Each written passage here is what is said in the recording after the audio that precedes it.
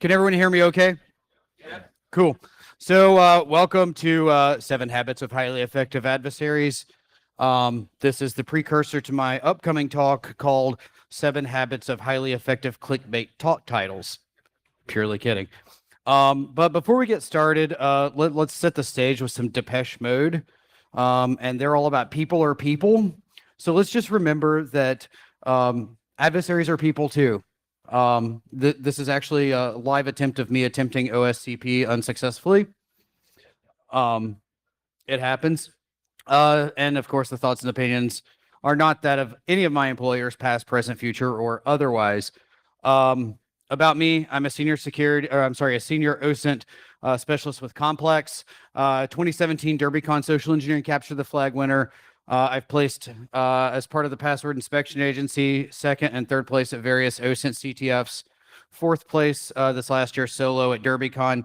When I came up here, the Password Inspection Agency was in second place in the TraceLab CTF, and pending 2 other competitors, I'm currently in first for their SCCTF. So I like to compete. What can I say? But it's all in that one realm. With that, there's a picture of the black badge. But let's get into the actual fun part and objectives. So with this, I want to provide you a basis to either find the way to work into the offensive world or to get better at being offensive. And by offensive, I'm obviously meaning more of the red operations, red teaming, pen testing, social engineering, all of those. Not necessarily passing gas in an elevator, however offensive that may be. So with this, we're going to talk a bit about making the transition and look at the differences in philosophies and mentalities for red teamers and blue teamers. And then we'll actually look at the 7 habits and how we will actually implement them. So why this presentation? I've been in InfoSec for almost 10 years now. I started out assembling security documentation. It was incredibly boring, and from what I hear, it still is. But I mean, we can get our laughs out all we want, but at the end of the day, they have a seat at the table too. So it is what it is. We have to have compliance. I mean, it is exactly what it is. But over time, my interests were more red, but my job titles didn't really reciprocate that too much. To date, when I was a consultant, I got to do quite a bit of red team stuff. I got loaned to the pen testing team to do social engineering operations and collect some OSINT for them from time to time. Then I did my time as a security architect, which is spoken, sit muted on incident calls, determining if we needed to notify regulators. And then now in my current role, I'm collecting OSINT as part of a project that we're trying to do some stuff with risk, which in turn will feed into compliance, but I get to look at things with the offensive lens again, which is fun. And then there's my roles. Around the end of 2016, I started attending conferences. In 2017, I started speaking. I got active on Twitter. I'm still working on OSCP. I mean, you just got to try harder. Rome wasn't built in a day. And then I've collaborated with people like Adrian Sanabria on the Red Team framework, which we presented at the Red Team Village this year in Las Vegas. So with that, in making the transition, we always have to think of how do we go from blue to red?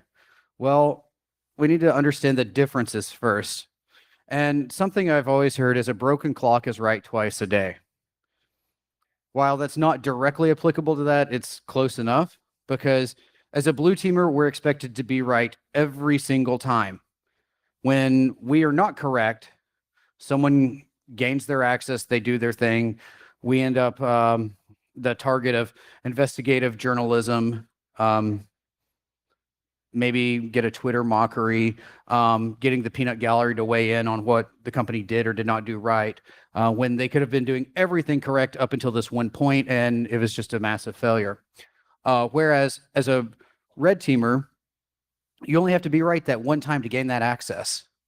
Granted, there are multiple that one times throughout succession of a full engagement, a full attack pattern, but you only have to be right that one time. And also with blue team, they kind of have more of a team mentality because you have your shift work. You have multiple layers of the SOC, level 1, 2, 3, whatever. Then you have your incident responders and you have all of your architects and whatever. And ultimately, that's blue team. That's a huge team effort.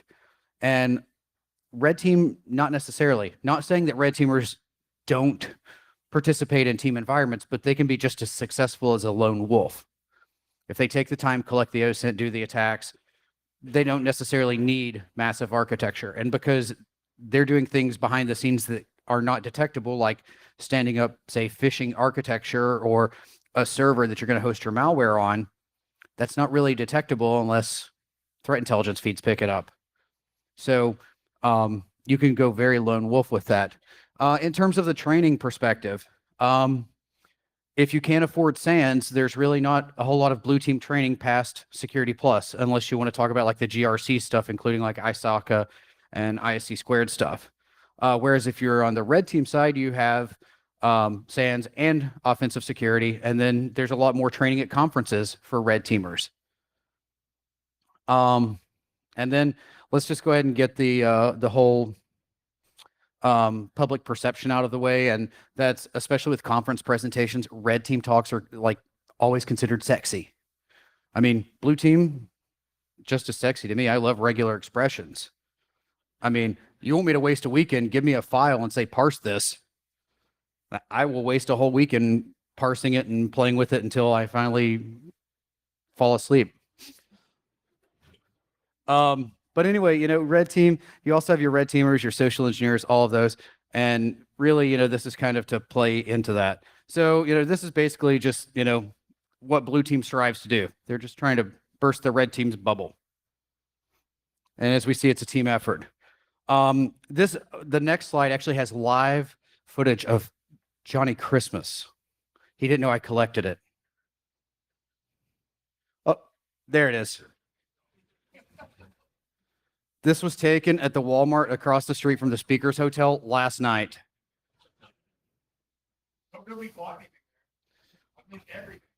Exactly.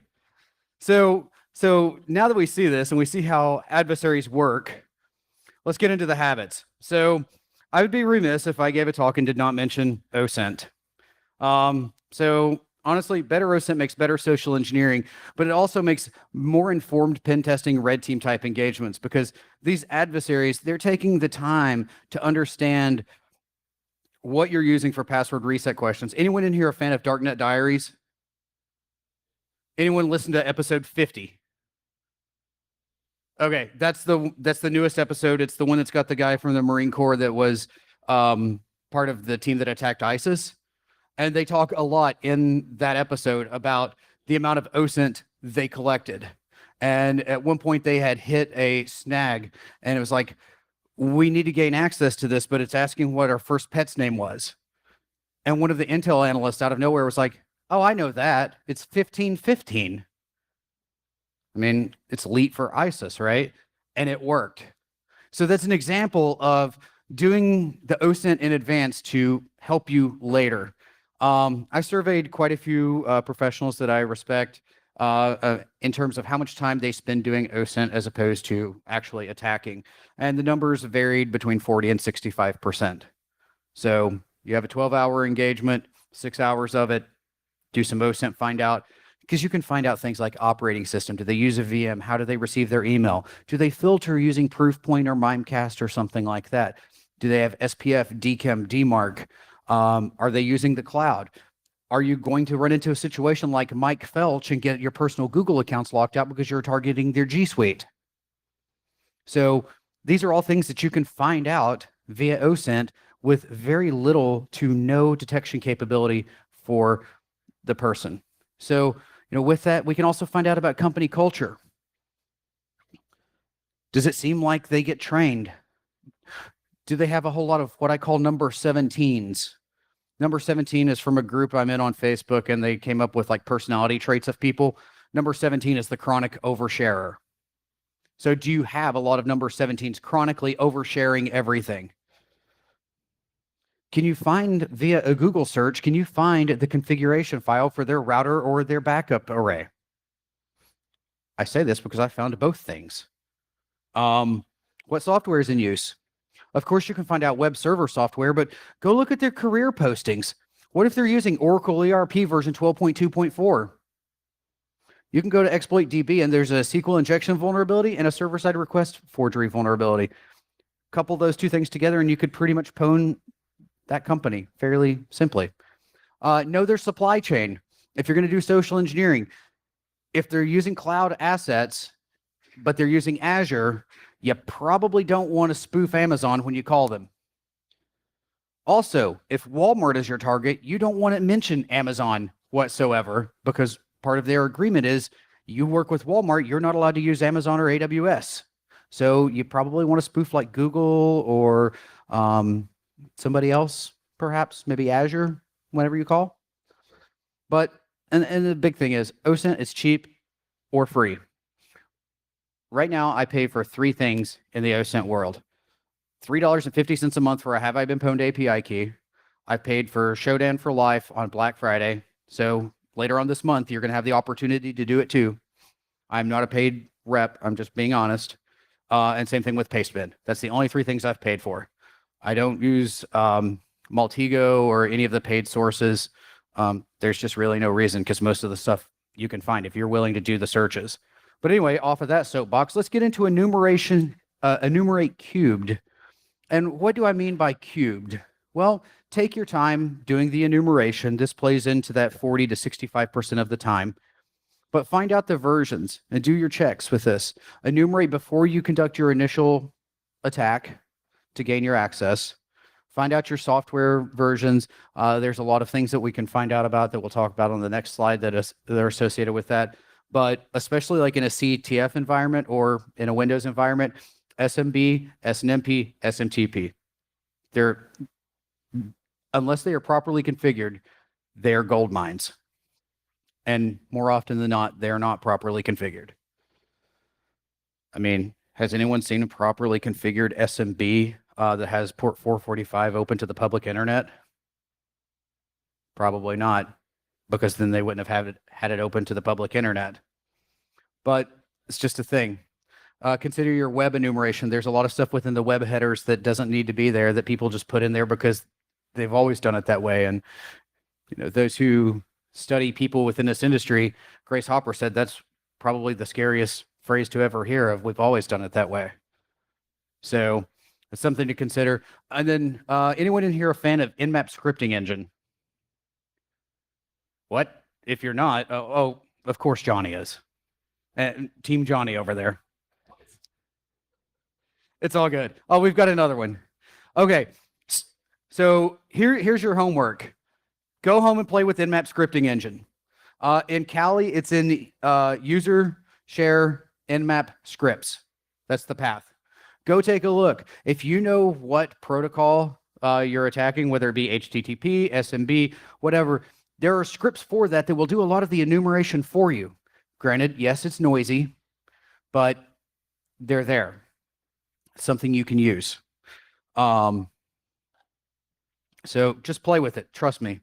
I'm going to save that phrase because I think I use it later in this presentation. But anyway, look for things like shares, ports, services. Something companies need to understand. Shodan is not your asset inventory system. Just as Brian Krebs and other journalists are not your IDS. But anyway, enumerate users. If you can find a user that, I don't know, they come across as a significant number 17, or you see things on their public Facebook that says, sorry, I didn't send any friend requests, I was hacked again. That's going to be a good target. Because they're probably going to click on shit. They will do it or die. Find out their host names. Operating systems, you should know that from the OSINT, but you can further refine that. Of course, web directories, languages, and files. And languages, not just like JavaScript, PHP, or whatever the rage is within the mean stack or whatever other stack all the DevOps people are using. But also look at the language setting. Is it ENGB or is it ENUS? Because if you're doing a social engineering engagement, in the US, the word realize has a Z in it. With British spelling, it does not. So that's something to consider. If you're going to claim to be someone, you need to be able to spell like them. So, third habit, live off the land. Remember the basics. If you have to install something, assuming they are monitoring, it's a big assumption, I know, but assuming they are monitoring, that is an opportunity for detection. If you have permission to install software, chances are you've already met any pen test objectives. You're now in the world of red teaming of you're trying to simulate something a specific adversary would do, such as install, say, Tor and email something to yourself. But if you can use PowerShell or Python, they're both on operating systems by default. Granted, yes, there are ways to lock both of them down. Yes, there are ways to detect things, but you're going to be a lot quieter if you're living off the land than if you're having to install or import all of these scripts. You do have to consider how to get the scripts in, because a lot of SOCs, they're going to look for things like get, wget, curl, those types of things. Also for non-HTTP traffic on ports 80 and 443. I mean, specifically 4444. I mean, that's Metasploit's default. So if someone's working in a SOC and not explicitly trying to monitor for that, there could be some problems. But with that, you want to find out what you need to have a concept of normalcy. You want to be able to blend in with the behavior of the host, and the host could be the host system, or it could be the host user. If you know, for example, that Samantha in HR that you're targeting goes to lunch at Chick-fil-A on every Thursday at 11:30 a.m. and comes back at 1:15 p.m., that is probably not the time to attack. Because if they are using user behavior analytics and assuming it's properly configured and assuming it's working, that's a means of detection. A lot of SIMs could pick that up for abnormal activity as well. If you know the CEO is in Bangalore for a conference, I would not attempt to log in from Chicago. There are plenty of VPNs that terminate in Bangalore. Go with those. Things like that. Don't try your Privesk or noisy scripts unless you're prepared for detection. And that may be the right answer. That may be within the scope of the engagement you're being asked to do. That's okay. Again, there's the thing about Shodan. Have I been pwned? Same thing. So I go to the Dollywood theme park probably once a year, maybe twice. It's really close to where I live in Tennessee. And every time I always get the discount for being a veteran. I mean, I'd rather pay $30 for a ticket than $100. I mean, I don't really wave that flag too hard, but with that one, yeah, I'll do it. And the people who sell the tickets, they are so quick to immediately say, what's your zip code? At this point, I've already signed my receipt. And I'm like, is this required for the transaction? Well, no. Okay. Well, I don't have one. Okay. What's your email address? Is this required for the transaction? No. Well, I don't have one. What's your address? I think you know what my next question is going to be and my next answer. And they're like, the first time this happened, the lady's like, we're giving you a big discount on a ticket. You should give us information. I was like, I'll give you information all day, every day, but I'm not going to give you anything that's accurate because I value my personal security and my operation security. And I'm not going to give data that's not necessary to someone who's just going to A, use it for their data mining so they can try to market to me better, and B, they're going to store it, and I don't have any concept of how secure, how they value the data for it to get dumped and end up on the internet. So then finally we agreed that my zip code was 90210. The next year, same thing. I told him my email address was notify@twitter.com. He didn't believe me, so he put in his zip code. I was like, hey, man, if you want to put in your own zip code, that's cool because it's you screwing up your employer's data analytics. That's on you, man. But anyway, dhash, that's proof that people use garbage passwords. And I said it earlier, journalists should not be companies' IDS. So, you know, don't forget to attempt to compromise credentials. Don't forget password stuffing or spraying. You don't have to brute force everything. Exploitation is not always the answer. Sometimes MS 08067 or 17010, those are the answer. Sometimes, as long as admin works, if you don't believe it works, ask Equifax. As long as they work, what does it matter? You don't have to come in being a brute force nation state like Jenny Radcliffe when it comes to social engineering, subverting all the physical security controls, getting Deviant Ollam to come in and throw his film over the door to be able to pop the doors open. If you've not seen that, take a look at it. You don't have to do that if you can just as simply come and knock on the door and they say, password, please. And you say, New England clam chowder. And then they say, white or pink. Does anyone know the answer to this? No Ace Ventura fans? The answer's pink. But it's from Ace Ventura Pet Detective.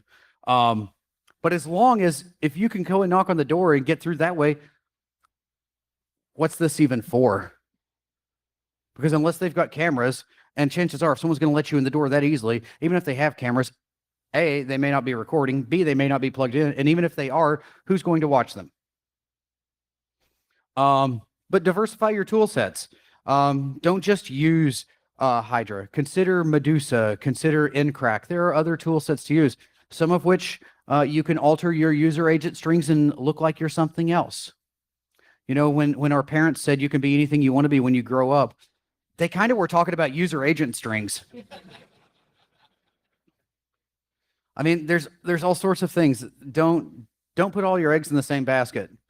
You don't have to be a nation state unless the client asks for it. And if you want to be a nation state, based on what a lot of the APT reports are saying, what are they doing? This. So you don't have to go in with some like ultra whiz bang solution to successfully do one of these engagements. If that's what they're asking for, if they're a very mature company and they want you to run with some sort of newly dropped 0-day, okay, go for it. But at the same time, there's a good chance that they would go down via social engineering or default creds or something to that effect. And this is something that comes to mind as well. The Zen of Python. Anyone familiar with this? If you want to read it, just open a Python interpreter and type import this, and it pops up. It's an Easter egg. But basically, there are 4 lines in this that are, well, actually 5 lines that are very important to this, right? Explicit is better than implicit. Simple is better than complex. Complex is better than complicated, right? It's simplicity in getting in. At the same time, readability does count, hence my regular expressions. Now is better than never, but never is often better than right now. That's more on the blue team side. Sorry to get philosophical with you. I really apologize for that. But anyway, in not being a nation state, go back to habit 3 with the PowerShell or Python. Consider this, though. If you can get on a host, you can send an email to yourself. You can send an email with an attachment to yourself. You could use something like Tor. You might be able to use like social media or an API, something to that effect, or upload to the cloud. Is there really any need to go pwning the galaxy? Not really, because you can walk right out the door with their crown jewels. Granted, they may have DLP software that may catch you, but even if they do catch you, it may be too late. So, and that goes to my final point on this slide about, you don't need 0 days when companies are failing to do basic security measures. Again, I'd be remiss if I didn't mention social engineering. If you want to watch some calls after this talk, I think there's going to be a few more calls downstairs. But basically, technology typically doesn't fail. Routers route, switches switch. I'm really unsure what a lot of vendor appliances do. I think the vendors are unsure too, just being honest. But, at the same time, people we have that weakness. We want to be helpful. Chris Hadnagy says the most important phrase in social engineering is, "Can you help me?" Every time somebody answered the phone while I was competing downstairs, I used it. And with the exception of one very, very, very aggressively secure woman in Vancouver who hung up on me quick, people wanted to help. So with it, I mean, people want to be helpful. You know, you see someone with coffee and donuts in their hand struggling to get to the door, especially if you think you're going to get a donut out of it, you're going to hold that door. I mean, truth is truth. You have a clipboard, a toolbox, a ladder, or donuts, you're probably getting in. Just being honest. With phishing, according to the Semantic ISTR, the global success rate on phishing emails is 13%. Let that sink in. It sounds like a really low number, but then also factor in how many emails are sent per second. 80% of those 13%, so that comes to about 10.4%, contain malware. So 1 in 10 emails that you're receiving contains malware. So you do the OSINT from habit number 1, your efficiency has just went through the roof. Merge it with other disciplines. With social engineering, it merges very easily with physical. It merges very easily with OSINT. It's coming in really nicely with pen testing and red teaming. But going back to the presentation I gave last week at the Wild West Hackfest, has anyone thought about weaponizing memory forensics? And in the presentation I did last week, basically the pretext is, I'm a forensic consultant. I've been hired by your company because you've had adverse events. Another computer on the network has been fully compromised. We don't believe your computer has been compromised. We don't think anything's wrong, but that other computer did communicate with yours, and I've been sent to get a memory image just to make sure.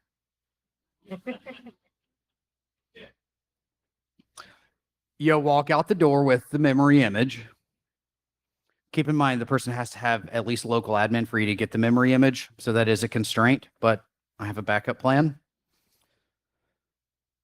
You can run Mimikatz across the memory image using volatility. You can dump the entire, you can do hash dump and find out the NTLM hashes. You can see what was on the clipboard. You can look at netstat. You can see what was put into the command line.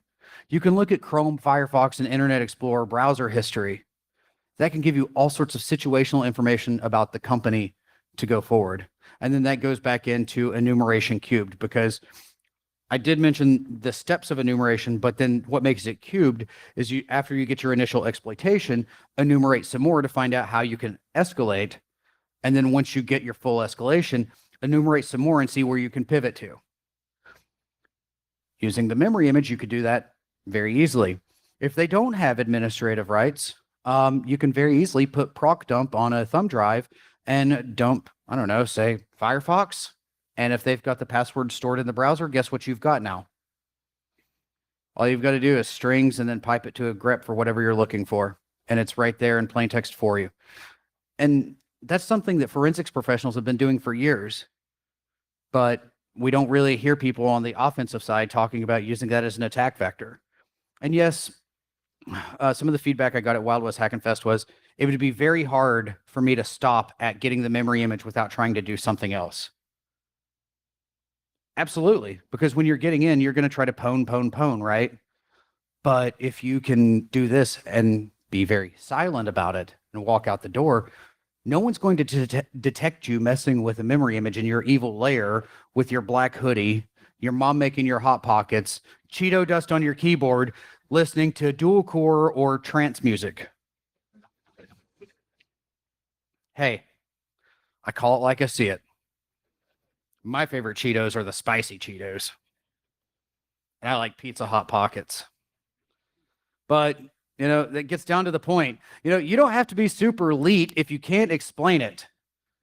So go off and read the red team or the blue team reports. Read what don't concern yourself so much with the IOCs, because that stuff can change on a second's notice. Concern yourself with the TTPs, the tactics, techniques, and procedures that the adversaries are taking. It doesn't matter if you use the same hash of a Python script that they use in, say, fileless ransomware. You can coordinate with your target company and be like, hey, here's the hashes for what I'm going to do. Let's see if anybody detects this. You can do that without having to try to replicate their stuff. Absolutely. But if you can't explain it, why do it? I mean, I came up with a term earlier this year. It's called a technical Tarzan. And it's one of those people that want to beat their chest and talk about how stupid the users are and how great they are at hacking things. But when you say, okay, you pulled this attack off, what does it mean to the business? Explain to a manager why they should invest money into fixing whatever you just broke. Technical Tarzans can't do that. That's what makes them technical Tarzans. But anyway, emulate adversaries, not other pen testers. Haroon Mir said that a couple years ago at 44Con. But take the approach that salespeople take. Common phrase that salespeople use. Tell me about the concerns and problems you're trying to solve within your organization.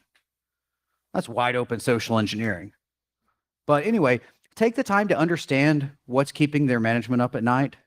Find out what their crown jewels are, not necessarily the contents of them, but for example, you're going against a software company. More than likely, it's going to be their source code.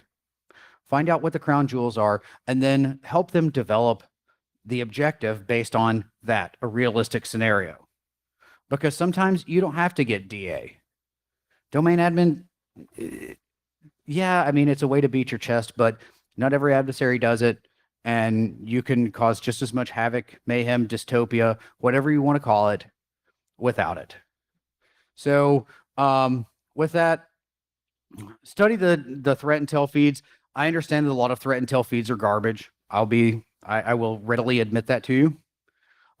Especially the ones that are very heavy on IOCs, because you want to know about how the organization surveilled the target. You want to find out how they gained their initial foothold, like what kind of phishing attacks they used, or what kind of low-level account that they took over, and then how they did the privilege escalation. That's what's important.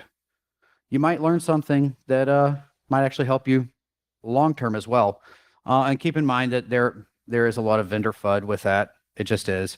But a lot of people put stuff up on Twitter, even LinkedIn. InfraGard puts up some stuff in the United States, understanding that you have to be a U.S. citizen to join InfraGard. That's kind of a moot point here. But, at the same time, it could be the difference between DA and NA, which is completely contradictory to what I said about you don't have to have DA, but it is also nice. Habit 7, remain adventurous and curious. Don't stop. Try harder. All these things we hear. Go to conferences. See, you're already one step ahead. You're already in habit 7. Read blogs. There are blogs everywhere. Alien Vault, now ATT Cybersecurity, they have some really good ones. Tripwire has some good stuff. ITSP. And then vendors, Trusted Sec, Black Hills Information Security. Leslie Carhart with Tisiphony has a lot of good stuff as well. Understanding that's not who she works for, it's just her website. But study things. I think Johnny might even have some stuff, maybe. Study. Write blogs. If you have something that interests you, if you don't want to set up your own domain and do all that stuff, that's cool. Go get a WordPress, go get a Medium account, whatever, and just write it, post it there. I mean, it'll help you out because in the long term, when you talk to employers and they say, hey, can you show me some of your, tell me about your lab. It's like, well, I really don't have a lab, but I do have some blogs about the stuff I've researched, and I've got GitHub that goes along with some of the scripts associated with it. That'll be just as impressive. So having that, it shows that you can communicate clearly about technical topics, and it also shows that you are committed to learning. If you're comfortable with it, give talks.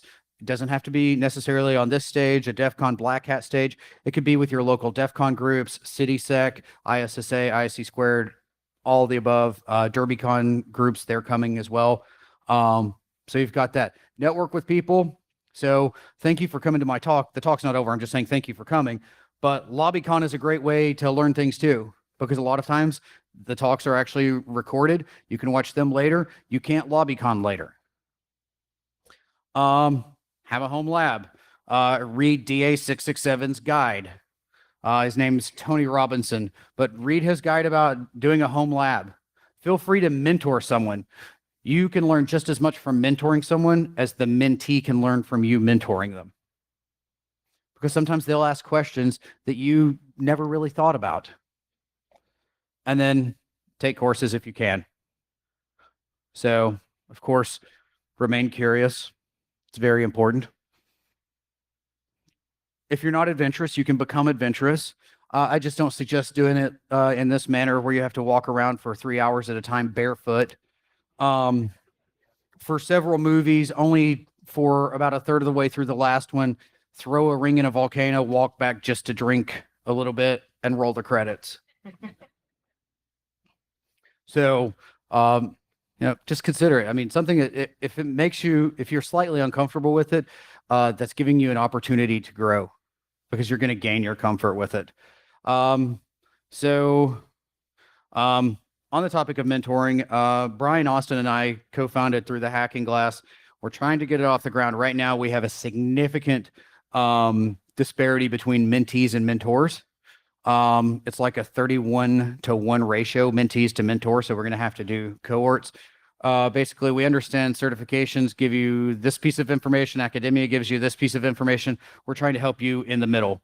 So if you want that 14 years of Ethereum experience, okay, y'all don't get that one. Ethereum's not been around that long. A vendor actually asked for that much experience. It made it to Twitter. 20 years of blockchain experience. We can't help you with that. But if you need some experience with like Cisco routing or something, that's something that we can help you with as the program matures. We're currently establishing a board of directors, and we're actually trying to get everything a little bit more operational, and then we'll establish the cohorts unless we get a boatload of mentors. And you can be a mentor and a mentee as well. But most importantly, don't be afraid to beat the drum to your own cadence. Some commonalities. This is going to be controversial. Here's a hot take for you. The red team is really the blue team. What I mean by that is the red team, they go off, they do their thing, they produce a cohesive report that in theory, someone is going to read and act upon. Key operator there in theory. And they seek to improve the overall security of an organization. By definition, that makes them what? Blue team. Both can be technical, both don't have to be. If you're trying to learn, set up a home lab, something like the detection lab. I think it's Chris Long's detection lab. Set that up and attack it. It's going to have the monitoring capability. So not only do you get to play with attacking things, but then you also have all the SIM artifacts to go back and learn from. So you can learn the red and the blue at the same time. And both sides really benefit from learning from each other. But if you're currently in a role and you want to make a transition one way to the other. So say, for example, you're a programmer or you work in AppSec. Well, you can very easily go to pen testing and exploit dev. You just have to look at the way that you're programming things. Look at what the end game is, what the inputs are, how it works together. If you're writing things from the ground up, you have a leg up on people who don't have that background in learning exploit development or reverse engineering malware. Threat intelligence, there's a lot of OSINT associated with that. That works both directions. Reverse engineering, you already reverse engineer malware. Why not reverse engineer executables to find buffer overflows and other vulnerabilities that you could use to gain access? It's there. So I do offer OSINT training online. It's live online. Here are my next two training sessions, November 5th and November 18th. The one on the 5th is a 4-hour basic OSINT training. The one on the 18th is a 3-hour regular expressions training. I've got coupon codes up. If you want to come, there's some discounts associated with that. I'm going to open it up for any questions, concerns, complaints, grievances, thoughts, opinions, or otherwise. No, that phrase is not rehearsed. Maybe it is. Okay. And as a final note, if you implement these habits, this may become you. And if there's nothing else, that's all, folks.